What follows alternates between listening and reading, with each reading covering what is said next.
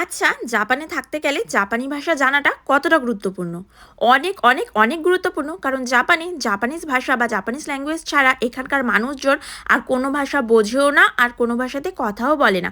এখানকার school, college, office, আদালত, বাজার-ঘাট সব জায়গাতেই শুধুমাত্র জাপানিজ ল্যাঙ্গুয়েজ চলে।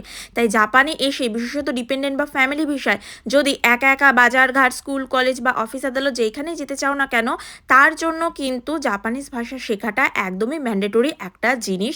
আমি ২ বছর ধরে জাপানে আছি, আর এই জাপানি ভাষাটা শেখার জন্য কিন্তু অবশ্যই বাড়িতে পড়াশুনো করতে হবে, না হলে কিন্তু এই ভাষাটা এত ভালো মতো শেখা একদমই যাবে না, খুবই ইম্পসিবল হয়ে দাঁড়াবে।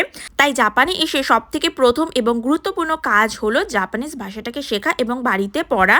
তো এই মিনি ভ্লগটার ফুল ভিডিও পেয়ে যাবে আমার ফেসবুক পেজ আর ইউটিউব চ্যানেলে। ভালো লাগলে কিন্তু সবাই প্লিজ আমাকে ফেসবুকে ফলো আর ইউটিউব চ্যানেলটিকে সাবস্ক্রাইব করে দিও। সবাই ভালো থেকো, দেখা হবে অন্য ভ্লগে। Bye bye.